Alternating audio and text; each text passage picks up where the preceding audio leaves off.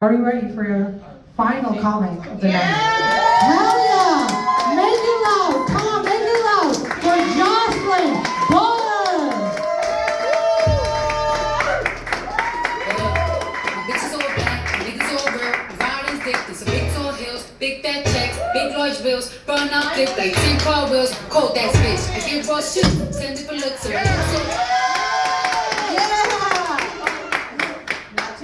Not too much. Sorry. Yeah. Oh man, what a wild night, right? What an adventurous night. Make some noise if you're adventurous. How many of you have tried anal bleaching? Oh, that's where the adventure stops. Okay. I thought that's where it started, honestly. I thought waxing would hurt, but then I got it done and I was like, ooh la la, what is next? Okay. I was like, let's line up the cave back there, let's go. And then I heard that it burns and it's expensive, and I was like, whoa, that's a lot of work for no one going back there. I just don't have to look at it, you know, that's fine. But then I heard this thing about natural anal bleaching. What?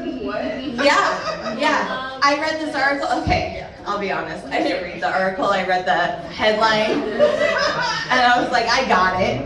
It's where you show your booty hole to the sun. Right. You just spread the cheeks. Now, I didn't read the article or watch the video. Because I was like, I got a hammock. I got a blunt.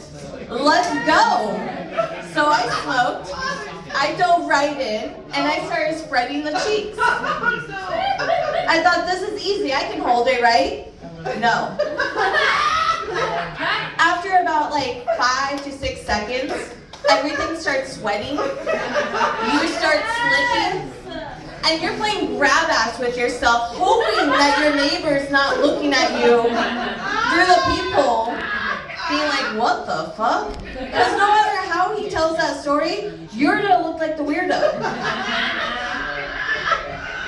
So I went back and watched the video. I was like, how do people do it? You know, 6 seconds isn't that long. So apparently you lay on your back and you spread your legs. I was like, oh, someone got high and thought about that. Okay, I see. That's a high ass thought. I see. Yeah, don't go more than 7 minutes, it said, or you burn it. That's a ring of fire you do not want to mess with, okay? That's my Okay, I got sent to ESL as a kid. Yeah, I have a speech impediment and a lisp, so sometimes it comes out, and I get embarrassed by it because for 3 years, I thought I was in a class for extra special learning. I was like, I know that word. Hey, I know that word too. You need help? No problem. I got you. English is my first language. Yeah, it was fucked up, okay? I like to address it sometimes when it comes out. My personality is big, okay? And it's big, I know. And like, I know it's big because I've been ghosted before by a friend, and she emailed me to tell me my personality was the problem. And I was like, damn. I can't fix that, okay? And it used to bum me out. I was like, oh, that sucks. But then I got this job at this porn store, and like, I loved it, okay? I spent all night looking at dildos. There's lots of dildos, okay? And I started thinking about it. I was like, you know what? I'm a top shelf dildo. I am a fucking top shelf dildo. I am that dildo that has a rotating head, the flashing lights, and the surprise. And that costs a lot, okay? Make some noise if you're a top shelf dildo. Hell yeah, I knew you were a top shelf dildo. That's why I kept looking at you. I was like, you better make some noise, okay? Top shelf dildos. I'm gonna make that into a shirt, like top shelf. Yeah.